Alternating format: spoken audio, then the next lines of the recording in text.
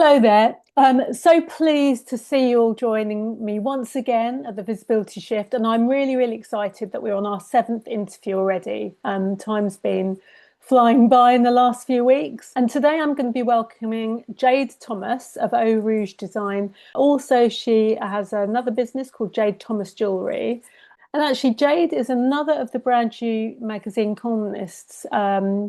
There seems to be a lot that come into the interview room, which is fantastic because they've got a tremendous amount of knowledge with brands. She's also been guest editor of the May issue as well, which I can tell you, when I saw it, was an amazing issue. The design is fabulous. So I met Jade quite a long time ago. In fact, I can't actually remember when we met, but I know it was through Athena. And then we kind of reconnected more recently at Sister Snog. So thank you so much for joining us today, Jade.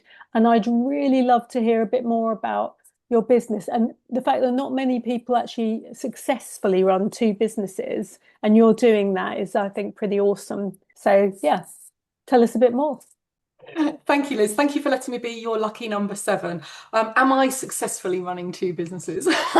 It's actually quite funny. I think that it works having two businesses if you can be really flexible with your time, which I'm able to do that. Yeah, so I've run my branding and web design business, Eau Rouge Limited, for nearly 26 years now. And I have worked with some amazing clients. And actually, my skills have developed over the years. Back when I started, branding wasn't even a word, it was graphic design, and then branding kind of appeared. And it sounded really interesting and powerful. So when I then went on to sort of research a bit further and realized the difference that it's strategic and aligned and coherent branding can make for a business, I absolutely loved the idea. And it is, it's a level of graphic design, but with a real strategy behind it. It doesn't have to just look good, it's got to communicate. So I was all for that. And then, yeah, Jade Thomas Jewellery, I started that actually when I was 40. I treated myself to a course. I actually wanted to study silversmithing.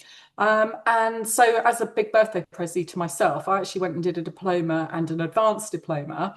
And then decided, how am I going to bring this into my business? And although I can make jewelry, it's a bit wonky. I wouldn't trust any stones that I set for too long. So what I did is I decided that I would design the jewelry and then actually find an amazing, set of jewelers that would actually make the jewelry for me. And that's just what I did when I was down in Hatton Garden studying. I actually went and sort of forged relationships with various different jewelers and found an incredible team who do make all of my high-end pieces of gemstone jewelry for me. They're the same age as me, actually. They've been running for 51 years and they've they're a family business, big team, skills are just incredible. They can really turn my weird and wonderful designs into reality, and I'm always blown away by the results, and so are my clients as well, who ultimately get to enjoy these lovely pieces. It's amazing if we find the right people to support us, how successful things can be. Oh, I can see This your is cat Ebony, coming by the in. way. Yeah, she's part of the team, like you say, the good support network. Yeah, and all these things are important. I mean, I've got my dog sitting at my feet, and they're really good for your mental health. And let's not forget that's a really important part of our business to kind of stay fit and healthy in lots of ways, and especially, I guess, if you're running two businesses. So I'd really like to sort of dive into some of the questions with you. So my first question is about the leap of faith that you made while stepping out of your comfort zone and into the limelight, because it is, as business owners, we don't think about that when we kind of embark on the business. We're all about the brand design or the photography, but actually that's one thing that we do have to do is step into the limelight. And as we've talked about earlier, sort of you being a brand you columnist and editing magazine, that was an amazing way to get really visible. So what was it that you did to start with that helped you in that Well, area? there are two answers I'm going to give to this, and one of them utterly plays into your hands, Liz. But the first one I'm going to say is networking. So I first I can't quite remember the year, but I'm going to say probably around 2007, 2008. I joined WIBN, Women in Business Network, and Athena. And these were in-person events in my local town. And the WIBN was just launching, and it's one of these kind of where you hold your kind of profession. So I was coming in as the designer. And it was a real leap of faith. It was that step into visibility to actually, learn about other businesses, be able to learn how to talk in small sort of 1 minute chunks about your own business and not try and say it all, but be very specific. But also, I think that's where my kind of love of collaboration started as well, because you soon realize that actually businesses kind of rise together, and actually, those you don't have to be able to do it all. What you have to do is know the right people who can help sort of bring a solution together. So the first one I would say is networking, but the second one, and I had a look this morning just to track back, my very first set of professional headshots, which I had done in 2009. So I was mid-30s at the time. And I'd, thought it was a bit of a big investment and blah, blah, blah, blah. But as soon as you have this range of photos that you can at your beck and call whenever you need to create something, and this is kind of before we were doing everything on Instagram and Facebook and being really social, but actually just having some authentic, real photos on your website, even back then, was important. These were in the days when people were putting those fantastic stock images of people wearing those, call center headphones things on their, they were a one-person business, but they had this whole team photograph on their websites, and it was really inauthentic, and you could see straight through it. So I would say that the networking and having some brand photos actually really was that kind of leap into visibility, and both of them were quite scary at the time to actually start and embark, until you've done it once and you're like, I loved that. Yeah. So I mean, I remember going to my first networking event, and that was Athena, actually. And I had previously not really wanted to network. I wanted to stay hidden behind the camera. Why do I need to talk to anyone? Which is obviously not the way to do business. And yeah, you're right. It's once you get into it, you realize what fantastic support you get from other businesses and help. It's not just selling yourself, but actually kind of integrating yourself into this sort of group of people. Yeah, I'm going to stick another opinion in here, actually, that might not be popular. But what I would say is that I did a little bit of mixed networking before I actually joined a proper membership. And I Yeah, found it very difficult to get a word in edgeways. And I'm a natural talker. But yeah, actually, once women only networking appeared in my hometown and I gave it a go, it started to make sense then that you yeah. could be visible and not talked at. It's a game changer, and I think what is lovely is women really support women, Oh my and goodness, they absolutely do. it is one of the best times I believe to be in business for women, because women are rising up the food chain, as it were, and because we're all helping each other and supporting each other. Yeah. So I would say that I've been able to network in mixed meetings way better, having like learnt the craft in women's only networking. And yeah, you listen to the calls to action and you mull them over and you see if you can be helpful.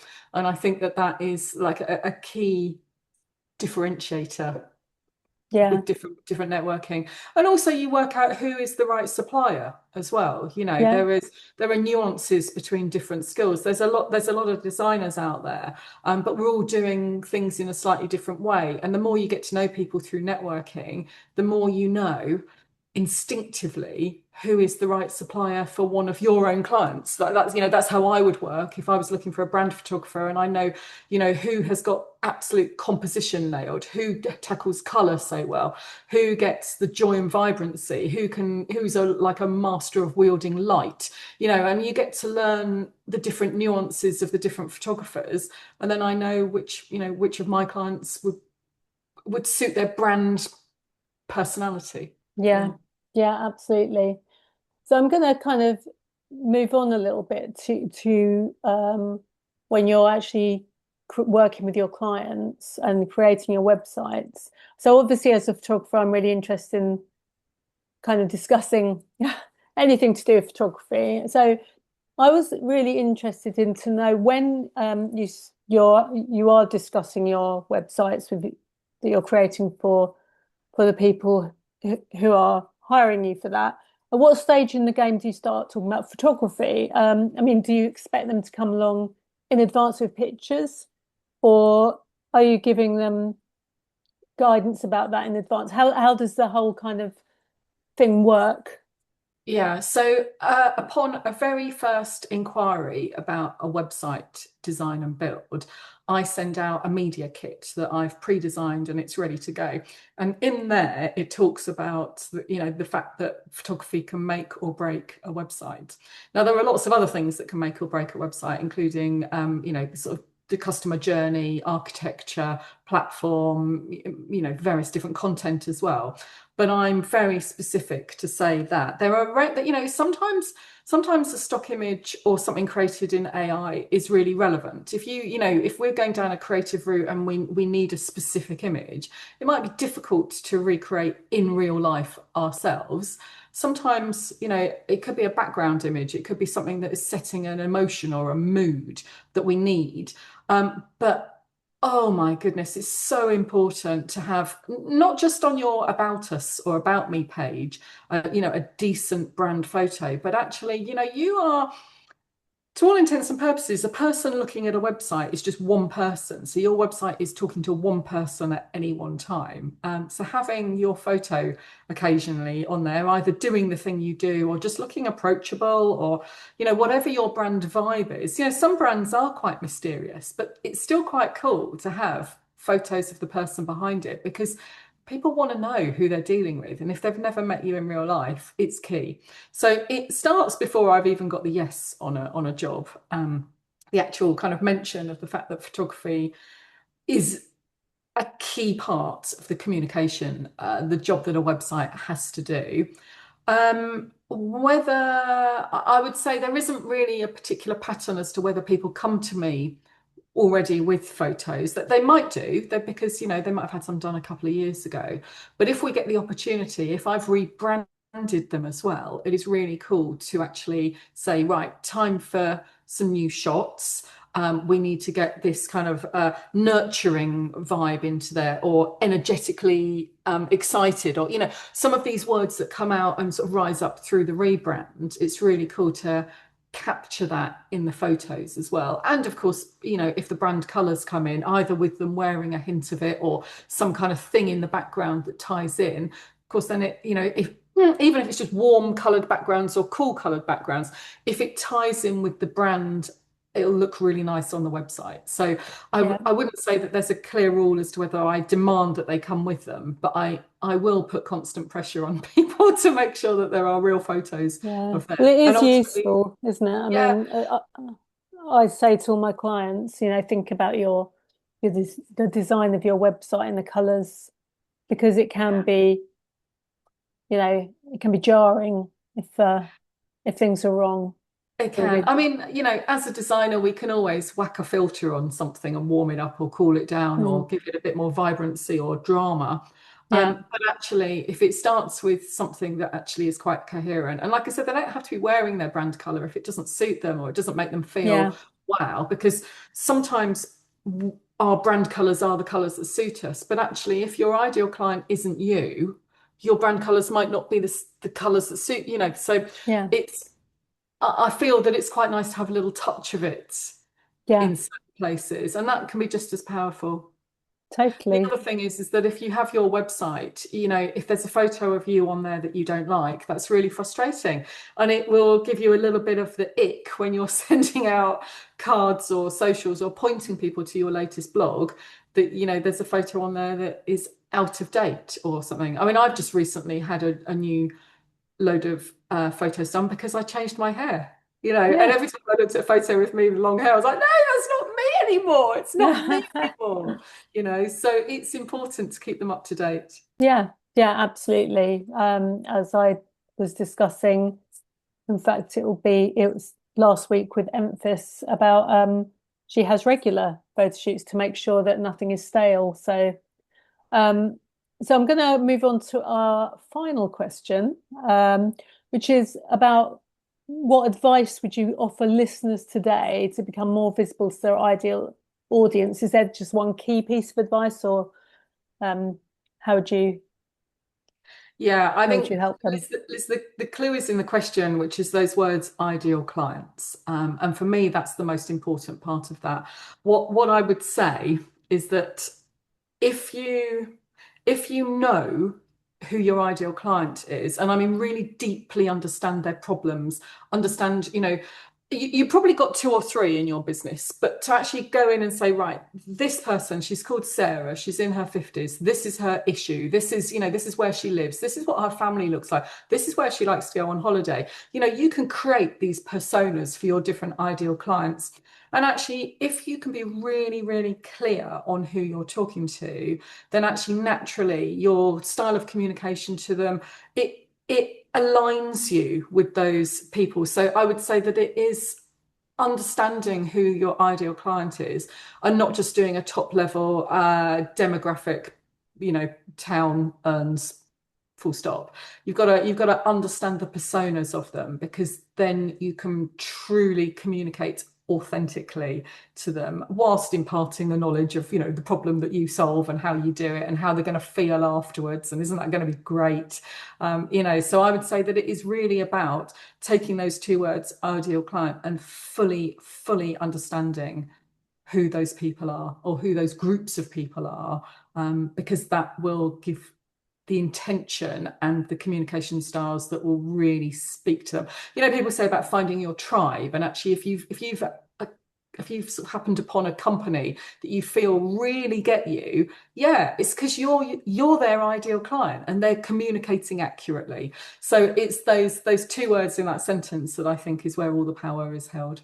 Yeah. And when you have clients come to you, I mean, this happens to me quite a lot. I talk to them about ideal client, and they say, "Yeah, yeah, I really know who my ideal client is." Do you sometimes find that actually they don't actually know who their ideal client is, and then do you have to do a little bit of work with them on that, or send them away and to do a bit of work on that? It's actually, if they're coming to me as branding clients, it's actually part of my process. Yeah, And not only do I describe and normally create a visual mood board of their ideal clients, but then I then use that to look at who those ideal clients are also shopping with. So I'm not looking at competitors. What I'm looking at is, right, your ideal clients would utterly love to shop at these places, would utterly love to go to these holidays, would already shop at these places, and I'm looking at those other brands because they are what they already aspire to. So it's really important that if they, like I said, if it's just a web design client, then we work through it. But my branding clients, I work through in a really deep level until we've got that utter clarity on who they are. You're right. Sometimes people come and say, oh, I know who they are. And it's really just top level, it's women. And it's not yeah, enough, but that's fine because I can ask the right questions to draw out a bit yeah, more about the feelings that these people need to feel, who they are, where they are in the purchasing journey, how we reassure them that this is the right solution. So yeah, that it's an array of different stages that people come to me, but we can get there together. yeah. Fantastic, fantastic.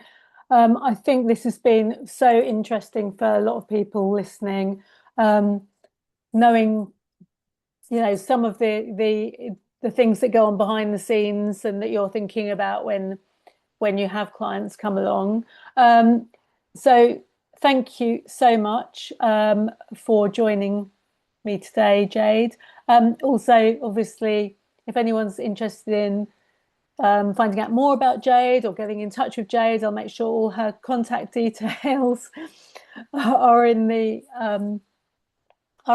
comments, and they'll also be next to her interview on the website as well. So you'll be able to get in touch with her. I think it's been fantastic today. Really enjoyed chatting to you, Jade. And I'll see you next time. See you Brilliant. soon. Thank you, Liz.